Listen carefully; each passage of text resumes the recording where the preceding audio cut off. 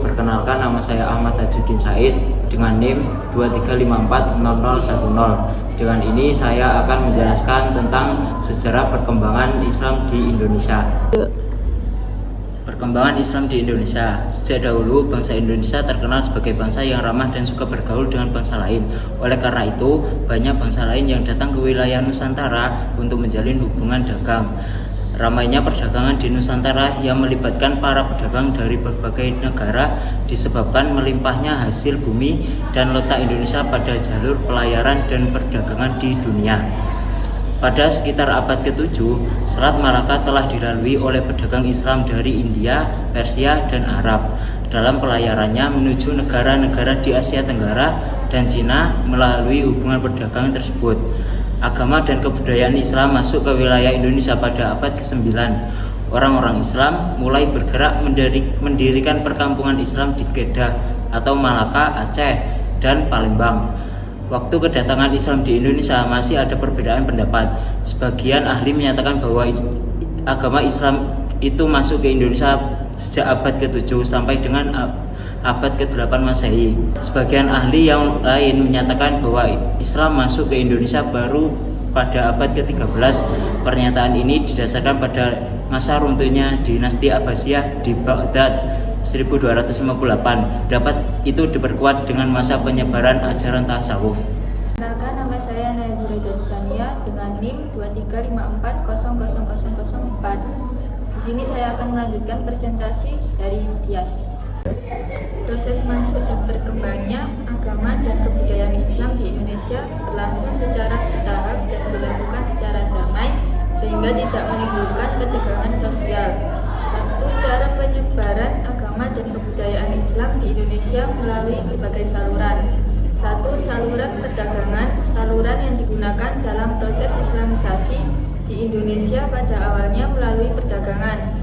Hal itu sesuai dengan perkembangan lalu lintas pelayaran dan perdagangan dunia yang ramai mulai abad ke-7 sampai dengan abad ke-16 antara Eropa Timur Tengah, India, Asia Tenggara, dan Cina. 2. Saluran pernikahan, kedudukan ekonomi dan sosial para pedagang yang sudah menetap makin baik. Para pedagang itu menjadi kaya dan terhormat, tetapi keluarganya tidak dibawa, serta para pedagang itu kemudian menikahi gadis-gadis setempat dengan syarat mereka harus masuk Islam. Cara itu pun tidak mengalami kesulitan. Saluran Islamisasi lewat perkawinan ini lebih menguntungkan lagi apabila para saudagar atau ulama Islam berhasil menikah dengan anak raja atau adipati. Kalau raja atau adipati sudah masuk Islam, rakyatnya pun akan mudah diajak masuk Islam. 3. Saluran tasawuf. Tasawuf adalah ajaran ketuhanan yang telah bercampur dengan mistik dan hal-hal magis. Oleh karena itu, para ahli tasawuf biasanya mahir dalam soal-soal magis dan mempunyai kekuatan menyembuhkan. Kedatangan ahli tasawuf ke Indonesia diperkirakan sejak abad ke-13, yaitu masa perkembangan dan penyebaran ahli-ahli tasawuf dari Persia dan India yang sudah beragama Islam. 5. Saluran seni budaya. Berkembangnya agama Islam dapat melalui seni budaya, misalnya seni bangunan, masjid, seni pahat, ukir, seni tari, seni musik, dan seni sastra. Seni bangunan masjid, mimbar, dan ukirannya masih menunjukkan seni tradisional. Bermotifkan budaya Indonesia Hindu seperti yang terdapat pada candi-candi Hindu atau Buddha. Hal itu dapat dijumpai di Masjid Agung Demak, Masjid Sinandur Tuban, Masjid Agung Kesepuan Cirebon, Masjid Agung Banten. 6. Saluran dakwah. Gerakan penyebaran Islam di Jawa tidak dapat dipisahkan dengan peranan Wali Songo. Istilah wali adalah sebutan bagi orang-orang yang sudah mencapai tingkat pengetahuan dan penghayatan agama Islam yang sangat dalam dan sanggup berjuang untuk kepentingan agama tersebut. Hai, saya Ismail. Saya akan menjelaskan peninggalan seni rupa di Indonesia pada masa kebudayaan Islam. Yang pertama ada makam dan stempel dari Kerajaan Samudra Pasai. Keberadaan Kerajaan Samudra Pasai pertama kali ditemukan lewat adanya 3 batu nisan bersurat yang ditemukan 2 di Leubok Tue, Meurah, Mulia, dan 1 di Matang Ulin, daerah Kabupaten Aceh Utara. Isi dari batu nisan tersebut menggambarkan bahwa adanya pemerintahan Islam yang terjadi pada pertengahan abad ke-7 sampai ke-13 Masehi. Saat itulah tenggak pertama kerajaan Samudra Pasai berkembang dan sangat pesat pada era kekuasaan Sultan Malikui Saleh atau Malikul Saleh. Selama berdiri, kerajaan ini meninggalkan jejak sejarah antara lain Cakradonya, makam Sultan Malik Al-Saleh, makam Sultan Muhammad Malik Al-Zahir, makam Teungku Sidi Abdullah Tajul Mullah, makam Teungku Pewet Ploh Pewet, dan makam Ratu Al-Aqla atau Nur Ilah. Selain itu ada juga peninggalan stempel kerajaan Samudra Pasai dan naskah surat Sultan Zainal Abidin. Yang kedua, Masjid Agung Demak, Kerajaan Demak. Di Jawa Tengah atau Masjid Agung Demak yang dikenal sebagai peninggalan para wali. Masjid ini menggunakan gaya asli Indonesia dengan bertingkat 3 dan memiliki pendapa. Di masjid ini juga terdapat peninggalan sejarah lainnya, yakni pintu bledek lain yang dilengkapi dengan pahatan yang dibuat pada tahun 1466 oleh Ki Ageng Selo. Yang ketiga, ada Masjid Raya Baitur Rahman, Kerajaan Aceh. Dikenal sebagai Serambi Makkah Aceh, sejak dahulu merupakan tempat peradaban Islam Nusantara. Di sana terdapat Kerajaan Aceh Darussalam, salah satu kerajaan Islam terbesar di Nusantara. Peninggalannya yang monumental adalah Masjid Raya Baitur Rahman yang didirikan pada masa kepemimpinan Sultan Iskandar Muda pada 1612 silam. Yang keempat, makam Fatimah binti Maimun yang ada di Gresik, Menganti, Jawa Timur. Peninggalan makam bercorak Islam tertua di Nusantara adalah makam Fatimah binti Maimun. Dipercaya Fatimah binti Maimun meninggal pada 1082 Masehi dan dimakamkan di Desa Leren, Kecamatan Manyar, Gresik. Yang kelima, ada koin emas dari peninggalan Aceh yang juga disebut dirham, pernah ditemukan dalam jumlah banyak pada 2013. Koin sejumlah 300 keping tersebut ditemukan di sekitar tambak warga dan alur sungai di Gampong Pande, Kecamatan Kutaraja, Banda Aceh. Yang keenam, ada pintu Kop, merupakan bagian dari kompleks Istana Kesultanan Aceh yang didirikan pada abad ke-16. Bangunan ini awalnya berfungsi sebagai pintu gerbang dan tempat istirahat sultan.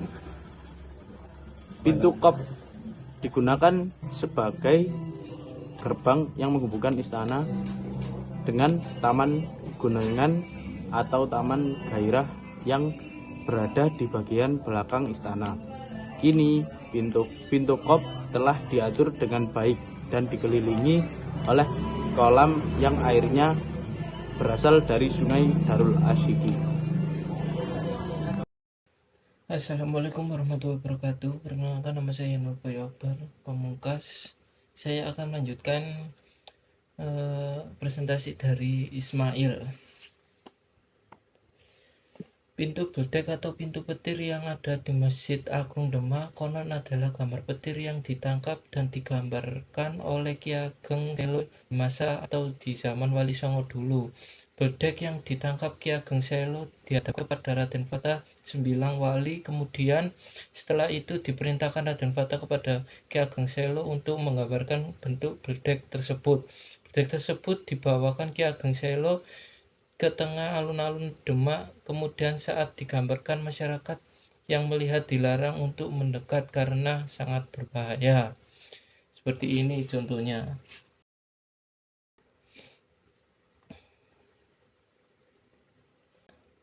Selanjutnya, naskah surat hasil tulisan tangan Sultan Zainal Abidin bisa disebut sebagai bukti otentik kerajaan Samudra Pasai. Selanjutnya, surat tersebut ditulis sebelum meninggal pada tahun 1519 Masehi yang ditunjukkan kepada Kapten Moran yang pada saat itu merupakan wakil Raja Portugis di Hindia. Berisi tentang pengaduan Sultan yang merasa kesultanannya dirugikan oleh utusan Portugis. Seperti ini contohnya. Pinisi adalah jenis perahu layar yang menjadi kebanggaan Kesultanan Makassar yang ada menjadikan sebagai kerajaan maritim yang kuat. Kapal ini adalah kapal kayu legendaris yang berasal dari Bulukumba, Sulawesi Selatan yang sudah dibuat sejak abad ke-14. Seperti ini gambarnya. Benteng Somba Opu merupakan salah satu peninggalan kerajaan Goa Talo yang masih bisa dilihat hingga saat ini. Bangunan yang dulu menjadi benteng kerajaan ini dibangun oleh Sultan Goa ke-9 Daeng Matarani Karaeng Tuparisi Koloni pada tahun 1525. Untuk selanjutnya, kaligrafi peninggalan sejarah Islam di Indonesia. Kaligrafi pada makam Maulana Malik Ibrahim Sunan Gresik atau Maulana Malik Ibrahim adalah nama salah satu seorang wali songo yang dianggap yang pernah pertama kali menyebarkan agama Islam di tanah Jawa. Ia dimakamkan di Desa Gapuro Sukolilo, Kota Gresik, Jawa Timur. Ada sejumlah versi tentang asal-usul Syekh Maghribi. Sebutan lain bagi Sunan Gresik itu ada yang mengatakan ia berasal dari Turki, Arab Saudi, dan Gurajat India. Seperti gambar yang ada di atas.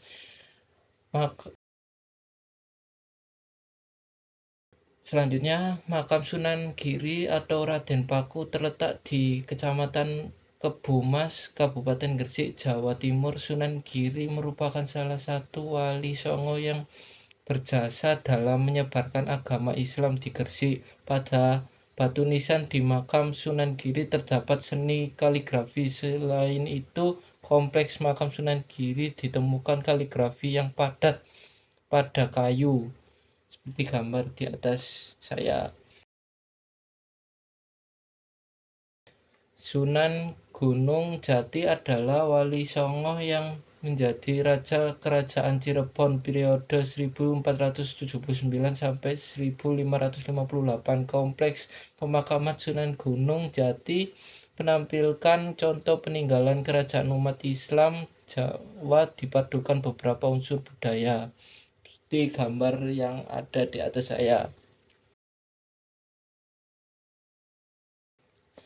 Selanjutnya, kaligrafi peninggalan kerajaan Islam Samudra Pasai dapat dijumpai pada makam Sultana Nasya dan makam Sultan Malik Al-Saleh. Makam Sultana Nasya terletak di Gampong Kuta Kureng, Kecamatan Samudra, Kabupaten Aceh Utara. Seperti gambar yang ada di atas saya. Sekian dari saya. Wassalamualaikum warahmatullahi wabarakatuh.